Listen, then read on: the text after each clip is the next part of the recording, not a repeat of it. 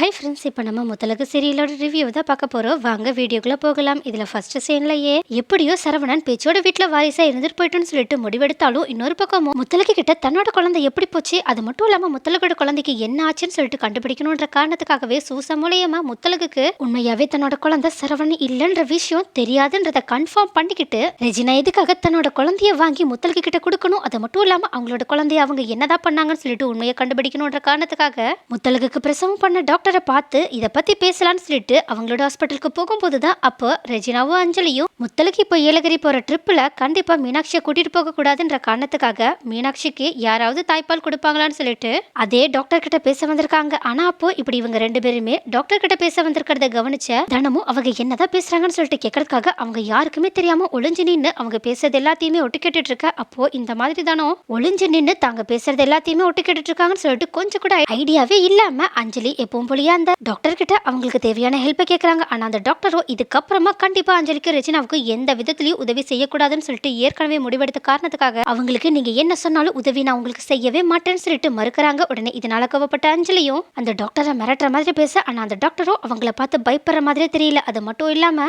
அவங்க அஞ்சலி கிட்டயும் ரெஜினா கிட்டயும் இதுக்கு முன்னாடி நீங்க சொன்னீங்கன்ற காரணத்துக்காக தான் நான் முத்தலகோட குழந்தைய உங்ககிட்ட ஒப்படைச்சிட்டு நீங்க கொடுத்த குழந்தைய முத்தலகோட குழந்தைன்னு சொல்லிட்டு அவகிட்ட கொடுத்திருக்கேன். இந்த மாதிரி ஒரு பாவத்தை செஞ்சதுக்கு அப்புறமாவும் என்னால நிம்மதியா இருக்க முடியலன்னு சொல்லிட்டு நான் ஏற்கனவே சொல்லிட்டேன். அதனால இதுக்கப்புறமாவும் உங்களுக்கு எந்த விதத்திலையும் உதவி செய்ய போறதில்ல. அது மட்டும் இல்லாம இப்போ நீங்க அவளோட சொந்த தாய்கிட்ட இருந்தே அவளை விளக்கி வைக்கணும்னு சொல்லிட்டு என்கிட்டயும் உதவிக்காக வந்து நிக்கிறீங்க. அதனால கண்டிப்பா உங்களுக்கு எந்த விதத்திலையும் என்னால உதவி செய்ய முடியாது. ஒழுங்கு மரியாதையா இங்க இருந்து கிளம்பி போயிடுங்க. அப்படி இல்லாம நான் பண்ண தப்ப என்கிட்ட மறுபடியும் சொல்லி மத்தவங்க கிட்ட சொல்லிடுவேன்னு சொல்லிட்டு பிளாக்மெயில் பண்ணா பரவாயில்ல, கண்டிப்பா நீங்க எல்லார்கிட்டையும் சொல்லலாம், நானும் நீங்க பண்ண தப்ப எல்லார்கிட்டயுமே சொல்ல தயாரா தான் இருக்கேன்னு சொல்லிட்டு ரொம்ப ஸ்ட்ரிக்டா சொன்னது மட்டும் இல்லாம ரெஜினா நினைச்ச மாதிரியே அஞ்சலியையும் அவங்களையும் கேவலப்படுத்தி பேச, உடனே இதை கேட்டுட்டு ரெஜினா ரொம்ப வெக்கோவமா அஞ்சலி கிட்ட நான் தான் ஏற்கனவே சொன்னல இங்க வந்தா அவமானப்பட்டு தான் போகணும்னு, இப்ப பாரு உன்னோட பிடிவாதத்தால நான் நினைச்ச மாதிரியே என்னை இவ்வளவு அவமானத்துல வந்து நிக்க வச்சிருக்க அப்படின்னு சொல்லிட்டு அஞ்சலியை திட்டிட்டு அவங்க அங்க இருந்து போக, உடனே அஞ்சலி அந்த டாக்டர் கிட்ட நீங்க எனக்காக வடகத்தை ஏற்பாடு பண்ணலனாலும் பரவாயில்ல, நான் கண்டிப்பா என்னோட மீனாட்சியா முத்தலகி கிட்ட ஒப்படைக்கவே மாட்டேன். அது மட்டும் இல்லாம பாலுக்காக தானே அவ முத்தலகை எதிர்பார்த்து காத்திருக்கா, அதுக்கு ஒரு முடிவு கட்டுறேன்னு சொல்லிட்டு அங்க இருந்து ரொம்பவே உறுதியா சொல்லிட்டு கிளம்புறாங்க. ஆனா இப்படி அஞ்சலியும் ரெஜினாவும் அந்த டாக்டர் கிட்ட சொன்ன எல்லா உண்மையுமே கேட்டுட்டு தனந்த ஒரு பக்கம் செம்ம ஷாக்கோட இருக்கிறது மட்டும் இல்லாம உடனடியா செம்ம கோவத்தோட அந்த டாக்டர் கிட்ட போயிட்டு அவங்கள செம்மையா அசிங்கப்படுத்துற மாதிரி, சி நீங்களா ஒரு டாக்டரா, உங்களை நம்பி வந்த பொண்ணை இப்படி ஏமாத்திட்டீங்களே, அது மட்டும் இல்லாம ஒரு அம்மா கிட்ட இருந்து ஒரு குழந்தைய பறிக்கிறதுக்கு உங்களுக்கு எப்படிதான் மனசு வந்துச்சு, நீங்களும் ஒரு பொண்ணு தானே, அது மட்டும் இல்லாம இப்போ நீங்க முத்தலகி கிட்ட இருந்து மட்டும் அவளோட குழந்தைய பறிக்கல, என்கிட்ட இருந்து என் குழந்தைய பறிச்சிட்டீங்கன்னு சொல்லிட்டு சரவணன் தன்னோட குழந்தைன்ற விஷயத்தையுமே டாக்டர் கிட்ட சொல்லிடவே, உடனே இதை கேட்டுட்டு டாக்டர் செம்ம ஷாக்கோட நின்றுட்டு இருக்க. ஆனா தினமும் அந்த டாக்டர் கிட்ட இன்னுமே ரொம்பவே ஆக்ரோஷத்தோட நீங்க பண்ண தப்ப நான் எல்லாருக்கு முன்னாடியுமே சொல்ல போறேன், அது மட்டும் இல்லாம முத்தலகுக்கு முதல்ல இந்த உண்மை தெரிஞ்சாகணும், அவங்களுக்கு ஃபர்ஸ்ட் அவங்களோட குழந்தை யாருன்ற உண்மை தெரிஞ்சே ஆகணும்னு சொல்லிட்டு செம்ம கோவத்தோட அங்க இருந்து கிளம்பி போகலாம்னு சொல்லிட்டு பாக்குறாங்க. ஆனா இதை பார்த்துட்டு பதறி போன அந்த டாக்டரோ தனத்துக்கிட்ட ரொம்பவே பதட்டமா ஒரு நிமிஷம் தானோ நான் சொல்றதை கேட்டுட்டு அதுக்கப்புறமா நீங்க இங்க இருந்து கிளம்புங்கன்னு சொல்லிட்டு சொல்றாங்க. உடனே அதை கேட்டுட்டு தானோ நான் எதுக்காக நீங்க சொல்றதை கேட்கணும், உங்களை மாதிரி ஒருத்தங்க முகத்துல முழிக்கிறது கூட பாவம், இதுக்கப்புறமா நான் கண்டிப்பா உங்களை பார்க்க வரவே போறதில்ல, அடுத்து வரப்போறது போலீஸ் தான், இன்னும் கொஞ்ச நேரத்துல போலீஸ் வந்து உங்களை அரெஸ்ட் பண்ணி இந்த ஹாஸ்பிட்டலையும் சீல் பண்ண போறாங்க, ஏன்னா இங்கதான் குழந்தைங்களுக்கு பாதுகாப்பே கிடையாது அப்படின்னு சொல்லிட்டு அங்கிருந்து கிளம்பி போக, உடனே அந்த டாக்டரோ தனத்துக்கிட்ட நீங்க தாராளமா போலீஸ் ஸ்டேஷனுக்கு போய் சொல்லுவீங்களோ இல்ல முத்தலகி கிட்ட போய் சொல்லுவீங்களோ அதுல எனக்கு எந்த கவலையும் இல்ல, வேணா நானும் உங்க கூட வந்து முத்தலகி கிட்ட எல்லா உண்மையுமே சொல்றேன், ஆனா அதுக்கு முன்னாடி நான் சொல்றதை கேட்டுட்டு போலாம் அப்படின்னு சொல்ல, உடனே இதை கேட்டுதானோ அப்படி என்னதான் டாக்டர் சொல்ல வராங்கன்னு சொல்லிட்டு கேட்கறதுக்காக அங்கேயே நிக்க, அதுக்கு அந்த டாக்டருமே நீங்க எதுக்காக இந்த விஷயத்துல முத்தலகை பத்தி மட்டுமே யோசிக்கிறீங்க, நீங்க ஏன் உங்களை பத்தி உங்களோட குழந்தைய பத்தி யோசிக்க மறுக்கிறீங்கன்னு சொல்லிட்டு கேட்கறாங்க. உடனே இதை கேட்டுதானோ நீங்க என்ன சொல்ல வரீங்க அப்படின்னு சொல்லி கேட்க, உடனே அந்த டாக்டரும் உங்க குழந்தைய அஞ்சலி கிட்ட பணத்துக்காக வித்தது நீங்க சொல்றத வச்சு உங்களோட புருஷன்றதை நான் கண்டுபிடிச்சிட்டேன், அது மட்டும் இல்லாம இந்த மாதிரி பணத்துக்காக சொந்த பிள்ளையவே விற்கிற ஒரு அப்பா அந்த குழந்தைக்கு இருக்கிறாங்கன்னா அந்த குழந்தை வளர்ற சூழ்நிலையும் நீங்க இருக்கிற சூழ்நிலையும் என்னன்றதை என்னால சரியா புரிஞ்சுக்க முடியுது. ஆனா ஏதோ அந்த குழந்தைக்கு அதிர்ஷ்டமா என்னன்னு தெரியல இந்த மாதிரி ஒரு தவறான சூழ்நிலையில வளர்றதுக்கு பதிலா அதை விட அவங்கள அதிகமா கேர் பண்ணிக்கிற ஒரு ஃபேமிலிக்கு போய் அந்த குழந்தை சேர்ந்திருக்கு. அது மட்டும் இல்லாம அவங்களோட அம்மா அப்பாவும் ஏன் அந்த குழந்தை இருக்கிற ஃபேமிலியும் அந்த குழந்தைய எப்படி தாங்கன்னு தாங்குறாங்கன்னு நீங்களே பார்த்திருப்பீங்கன்னு நம்புறேன். ஏன்னா பேச்சியோட குடும்பத்துல இருக்கவங்க எல்லாருமே அந்த குழந்தைய தான் பூமியோட வாரிசு நினைச்சிட்டு இருக்காங்க, அதனாலதான் அந்த குழந்தைக்கு அவ்வளோ மதிப்பும் மரியாதையும் கிடைச்சிருக்கு. அது மட்டும் இல்லாம இந்த ஊர்க்காரங்களும் அந்த குழந்தை பேச்சோட வாரிசுன்றதுனால அந்த குழந்தைக்கு ஃபியூச்சர்ல எவ்வளவு மதிப்பும் மரியாதையும் தருவாங்கன்னு கொஞ்சம் யோசிச்சு பாருங்கன்னு சொல்லிட்டு தனத்தோட மைண்டை சேஞ்ச் பண்ற மாதிரியும் தன்னை இந்த விஷயத்துல இருந்து தான் காப்பாத்திக்கணும்ன்ற காரணத்துக்காகவும் டாக்டர் பேசிட்டு இருக்க. உடனே இதை கேட்டுட்டு தானோ ஆனா என்னதான் இருந்தாலும் குழந்தைய அம்மா கிட்ட இருந்து பிரிக்கிறது மன்னிக்க முடியாத ஒரு பாவம், அதை நான் செய்ய விரும்பல அப்படின்னு சொல்றாங்க. உடனே இதை கேட்டுட்டு டாக்டரும் இப்போ ஒண்ணு நம்ம முத்தலகு கிட்ட இருந்து அவளோட குழந்தைய முழுசா பறிச்சிடலையே, முத்தலுக்கு கூட தானே அவளோட குழந்தையும் இருக்கு. அது மட்டும் இல்லாம முத்தலகு கிட்ட தான் அந்த குழந்தை தாய்ப்பாலே குடிச்சிட்டு இருக்கு. சொல்லப்போனா முத்தலகு அவங்களோட குழந்தை அதுதான் தெரியாமையே அந்த குழந்தைக்கு முழு அன்பை காட்டிட்டு இருக்காங்க. அது மட்டும் இல்லாம என்னால அஞ்சலியோட குணத்தை வச்சு கண்டிப்பா சொல்ல முடியும், கண்டிப்பா அந்த மீனாட்சி குழந்தை முத்தலகு கிட்ட தான் ஃபியூச்சர்ல தன்னோட அம்மா கொண்டான எல்லா பாசத்தையுமே காட்டும். என்ன நீங்களே பார்த்திருப்பீங்க, அஞ்சலி அந்த குழந்தை மேல கொஞ்சம் கூட கவலையே இல்லாம அந்த குழந்தைய யூஸ் பண்ணிக்கணும்னு தான் நினைக்கிறேன். அதனால கண்டிப்பா ஃபியூச்சர்ல அந்த குழந்தை கண்டிப்பா அஞ்சலியோட சைடு இருக்கவே போறதில்ல. அதனால கண்டிப்பா முத்தலகு கிட்ட இருந்து அவளோட குழந்தை பிரியவும் போறதில்ல. அதனாலதான் நான் இப்போ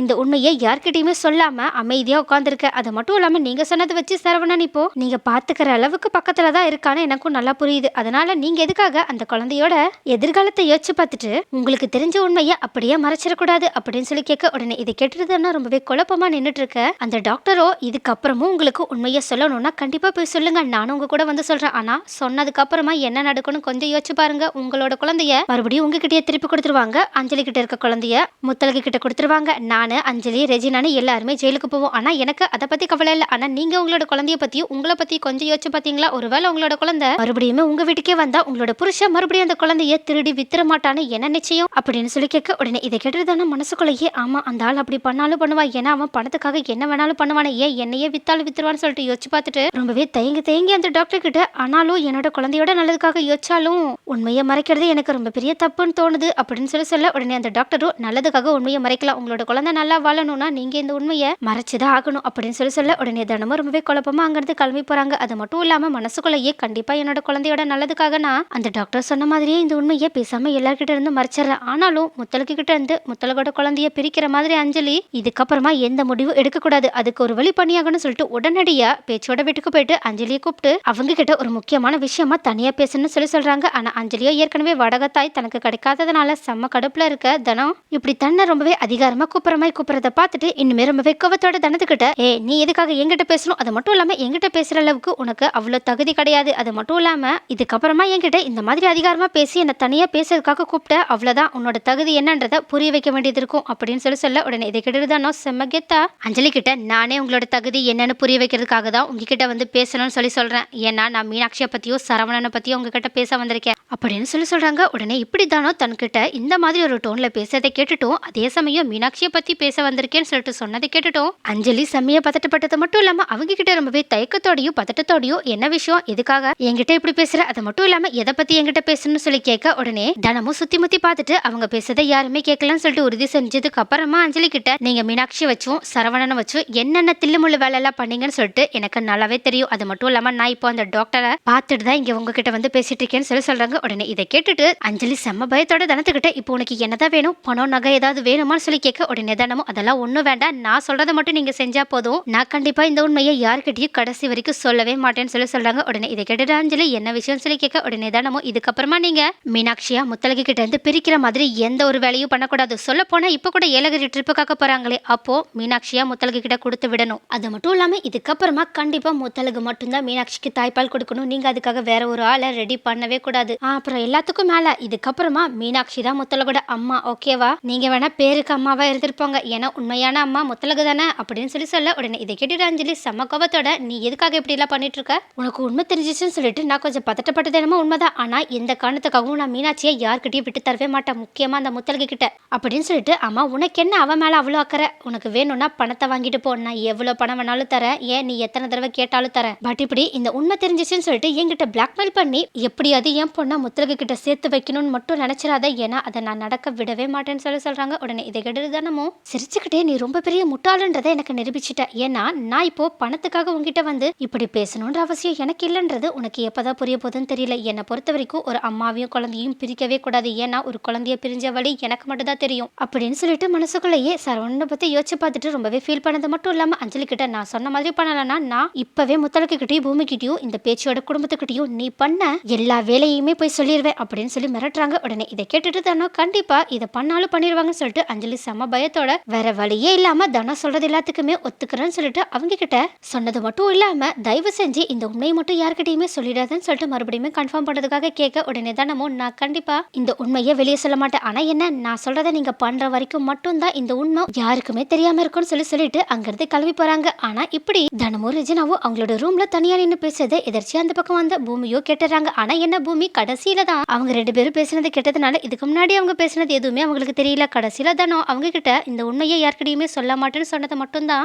பூமி கேட்டிருக்காங்க. ஆனா இதை கேட்டுட்டே பூமி ரொம்பவே சந்தேகமா எந்த உண்மையை தனம் அஞ்சலிக்காக மறைக்கிறாங்க, இவங்க 2 பேருக்கும் நடுவுல என்னதான் டீலிங் நடக்குதுன்னு ஒண்ணுமே புரியலன்னு சொல்லிட்டு குழப்பத்தோட இருக்கிறது மட்டும் இல்லாம இந்த உண்மையை கண்டுபிடிச்சாகணும்ன்ற முடிவுக்கு வராங்க. நெக்ஸ்ட் என்ன நடக்கும்? ஒரு வழியா என்னதான் தனம் உண்மையை மறைச்சாலும் இன்னொரு பக்கமா முத்தலகை கிட்ட இருந்து மீனாட்சியை பிரிக்கிறதுக்கு அஞ்சலியை விடக்கூடாதுன்ற காரணத்துக்காக அஞ்சலியை மிரட்டி ஒரு வழியா முத்தலகையும் அஞ்சலியையும் சேர்க்கிற மாதிரி ஒரு பிளான போட்டுடுறாங்க. ஆனா என்ன, ஒரு பக்கம் தனம் இப்படி பண்ணனால அவங்க மேல அஞ்சலி கோவமா இருக்கிறது மட்டும் இல்லாம அவங்க 2 பேரும் பேசினதை கேட்ட பூமியோ தனத்து மேல ரொம்பவே சந்தேகமும் பட ஆரம்பிச்சிட்டாங்க. அதனால அடுத்து பூமி தனம் அப்படி என்னதான் உண்மையை மறைக்கிறாங்கன்னு சொல்லிட்டு எப்படிதான் கண்டுபிடிப்பாங்க, அதுக்காக அவங்க என்னதான் பண்ண போறாங்க, அதுக்கும் மேல அஞ்சலி தனத்தை பழி வாங்குறதுக்காக அடுத்து என்னென்ன வில்லத்தனமான விஷயங்கள்ல பண்ண போறாங்க, இது எல்லாத்தையுமே நெக்ஸ்ட் வீடியோல பார்க்கலாம்.